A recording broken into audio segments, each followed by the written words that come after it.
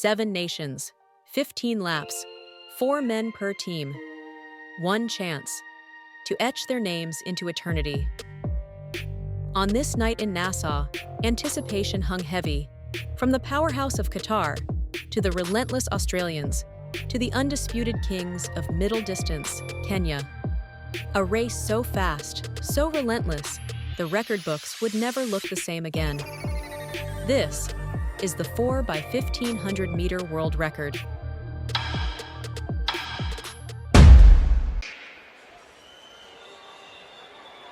Well, they're off, and at the moment it looks as if it's a bit of a scrabble for who goes in front. Cheboi.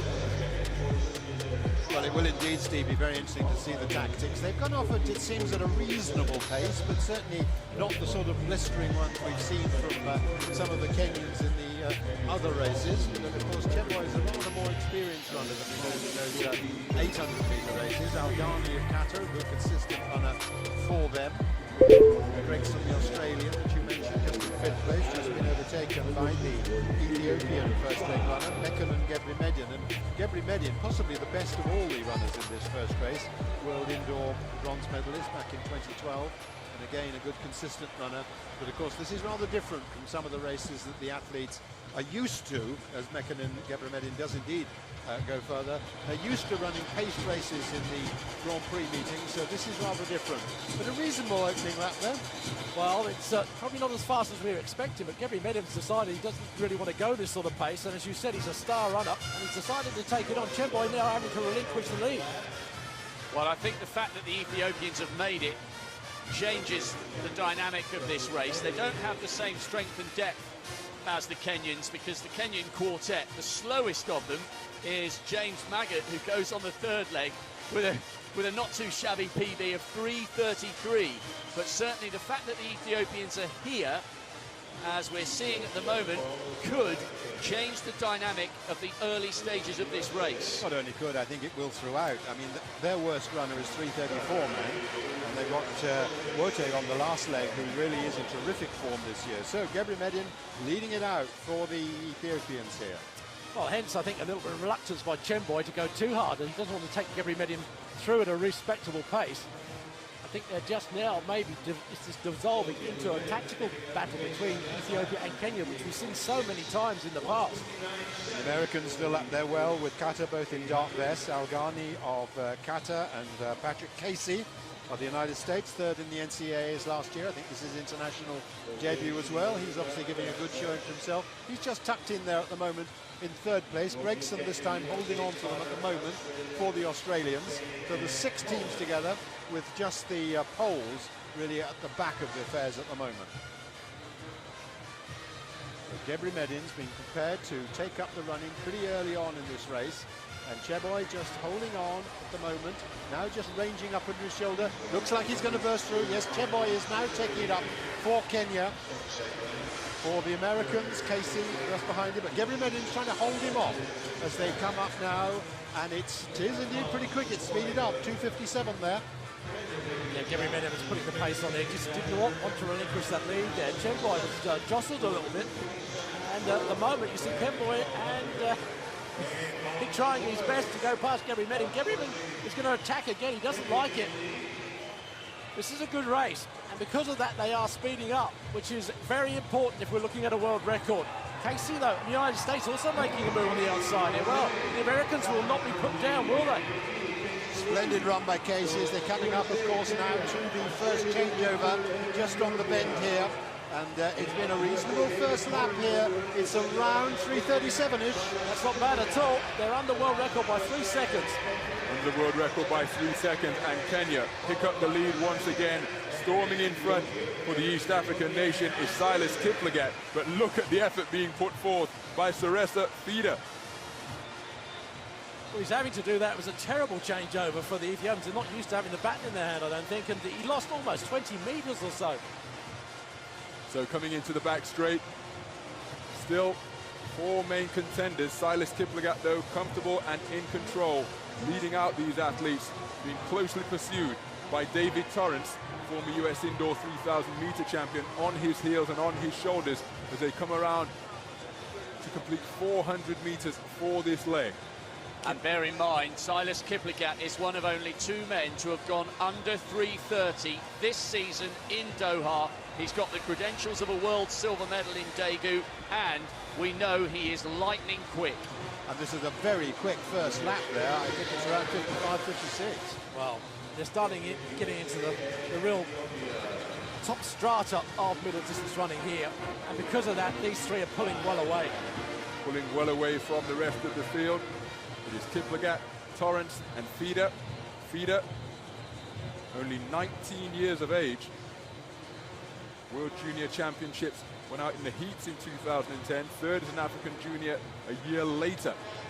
He finished 7th in the African Games, but of course, as Steve's already pointed out, the battle between Ethiopia and Kenya is a tradition and a rivalry that runs so long and so rich and so deep that they often perform beyond their abilities and beyond their credentials. Kiplagat now being shadowed closely by Torrence, and Fida hanging tough with the 2 of them. Well, Torrence is doing well, he really is. He's a 3:33 man, so he's a caliber man, and his eyes are locked on. Kiplagat just in front of him. He's looking up at the scoreboard, checking where everybody is, so he's in good shape. He's not actually dying. Torrence could hang on here. This would be a good run from him at this sort of pace. Now the gap between Ethiopia and the lead 2 just opening up a little bit. Fida was trying to hang on to the coattails of Torrence and Kiplagat, but now just being left in their wake as Kiplagat, the reigning Commonwealth Games champion from Delhi 4 years ago, just begins to put the hammer down, looking up at the big screen when he has the opportunity. World Championship silver medalist from Daegu as well. But Torrence with him, stride for stride, really impressive running from the former US indoor champion at 3,000 meters. It's great stuff from the North American, and it's really important for other middle and long distance running nations not to be intimidated by the likes of the Ethiopians and the Kenyans, because if you train hard enough and you are on top of your game, there's no reason why you can't be in the mix. This is great stuff from the American. Well, he's hanging tough now. Kiplagat is still starting to charge. The gap is opening up 2 or 3 meters, and you can see really Torrence's arms are starting to slide and go out a bit more. He's grimacing, he's losing all sorts of form as Kiplagat just keeps piling this pressure on and on and on. Well, all of a sudden it looks as though David Torrence is running in treacle. His form has absolutely deserted him as we come up to the change. From the 2nd athlete to the 3rd, Torrence fighting for all he's worth, but Kiplagat away and clear. Ethiopia with an awful lot to do. And it's James Magut heading out onto the 3rd leg for the Kenyans. They are on world record pace. Well inside, 7:10.19 at 3,000 meters, well inside. Fantastic effort from the American Torrence to hang on. But it's Will Leer on the 3rd leg for them. He did make the final of the world indoors in Stockholm. He's got a short stride for a big man, Will Leer. He's in 2nd place, and it's Alemayehu, 4th in the world youth a few years ago, who's going to try and track him down and close in on 2nd place. But that camera angle there gives you an indication as to how far in front James Magut is. And no disrespect to the Commonwealth silver medalist and the former world junior silver medalist. He is, if you can call him a weakling, he is the slowest of the 4, and we do have that enigma, that huge talent of Asbel Kiprop to anchor the Kenyans home. Good performance so far from Will Leer. Alemayehu looks quite calm and composed at the moment. It's Collis Birmingham on 3rd leg for the Australians, and what a great renaissance he's had in the last few years. Brilliant 8th place in the World Cross, but he's well isolated in 4th place. Can Magut keep it going? And are they edging closer and closer, the Kenyans, to another middle distance world record? Well, sorry, Peter, go on. Well, let me just give you the first 2 splits. Cheboi 3:38.5, Kiplagat 3:32.4. Whoa, that was the damage, wasn't it? Yeah. Magut now just has to hang on. He may not be the best in their team, but he's just got to keep this rhythm going at a respectable pace. Hand it over to Asbel Kiprop. Now this is what I want to see. I want to see what Asbel Kiprop can do if he's got to run hard on his own. Normally he languishes at the back and languishes around there, trying to maybe just do as little as possible in most races, and then he comes through with that massive stride. If he has to run hard, which you might think he has to do here, because he doesn't really know perhaps what the time is or what the splits have been going on, he might produce something quite sensational on this last leg. It's going to be interesting to see how Kiplagat, how he chooses to approach it. Asbel Kiprop, remember he set that blistering 3:27 in Monaco last year where he dragged Mo Farah around to a British record. How will he approach the fourth and final leg with a world record in the offing? Magut just needs to dig in and hang on here. Really good performance from Will Leer because the Kenyan isn't really taking any extra ground out of him. Just to give a check on how Magut's doing, his last 2 laps, 57.9 and 59.1. So he's slowing slightly, but that doesn't really mean much really, because when you're going to hand it over to likes of Asbel Kiprop, whatever lesser pace this man is performing, Kiprop will make it up. Well, it would be sensational for the Kenyans. Their women produced a world record in this 15-lap event yesterday, and they will go as favourites in the 8-lap event, which immediately follows this. But Magut will be feeling it now. He is not too far away from handing over the athletes at the traditional start of the 1500 metres, preparing to take over. And good work from Collis Birmingham to close down on Alemayehu. Well, we said he had a really good season, and it's continuing here. Well, he's moving up into 3rd place, the Australian. Good run from him. I think, got a feeling the Ethiopians may have turned up a little bit too late for these championships. They look a bit jaded. But here we go. Asbel Kiprop gets it in his hand. Just look at the style of this man. Those legs now are starting to stretch out. I haven't seen this before. I don't think the world has seen this before. There Collis Birmingham handing over now to his teammate.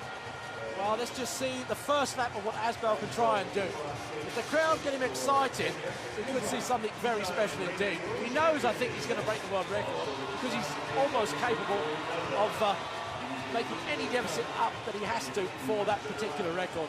Beautiful run-up, beautifully smooth. He doesn't even look as if he's running fast, but believe you me, he really is. And Steve, just to give you a check on what his job is, he's certainly well inside schedule, you said. Magut did his job pretty well, 3:39 lap there. Well, chasing behind is Leonel Manzano, the Olympic silver medalist. There's Williams of Australia, who's studying in America at the moment. He's in, 3rd place at the moment, but being shadowed by the Ethiopian.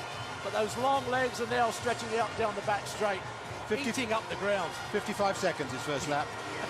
He doesn't even look as if he's running that fast. That's the worry with Kiprop.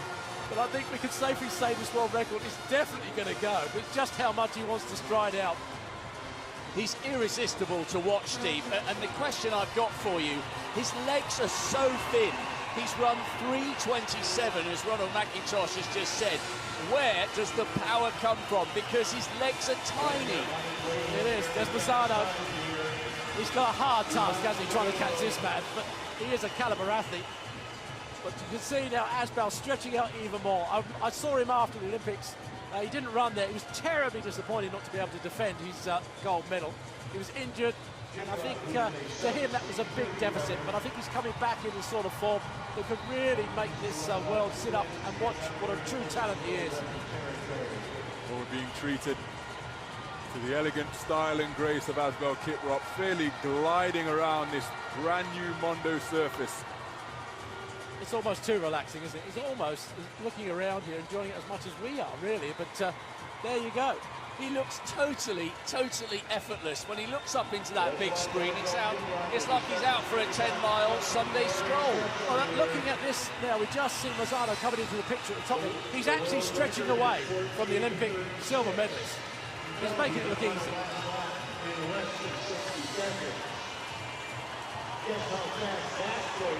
Well, there we are, the last lap now, and the Kenyans have totally dominated this race. And what man to bring them home. Asbel Kiprop, twice world champion, past Olympic champion, and he's absolutely devastating this last leg. Those long legs stretching further and further away. The crowd over the back straight are really appreciating this. Behind him, though, Ethiopia and Australia battling out for the 2nd and 3rd places. No, sorry, 4th and 3rd places, but they're a long, long way back. They really are. Just less now than 200 metres to go. Kenya have done it again. They've dominated these relays over here. And the crowd are going absolutely wild because the announcer's telling them that this man is coming home in a new world record. Asbel Kiprop, the last 50 metres or so, and the legs are even stretching out. The arms are pumping. He wants even more. The arms go up, he waves to the crowd, and there it is! A new world record, 14:22.22. Kenya have been supreme here at these World Relay Championships. Manzano struggling now as Wote comes at him. Manzano is holding on, or is he? The Olympic silver medalist is coming over in second place, but only just as Wote fails to catch him. Drama yet again. Wow. Asbel Kiprop congratulates his friend and mate and teammate Kiplagat. 3:32 leg for Kiprop. 3:32 on his own. The conditions are not good here. There's a big wind down that back straight. Well, Steve called it over the line, a brand new world record. 4 men, 4 perfect legs, 1 race for the ages. Kenya, Collins Cheboi, Silas Kiplagat, James Kiplagat Magut, Asbel Kiprop, 14:22.22, a world record that left the record books gasping.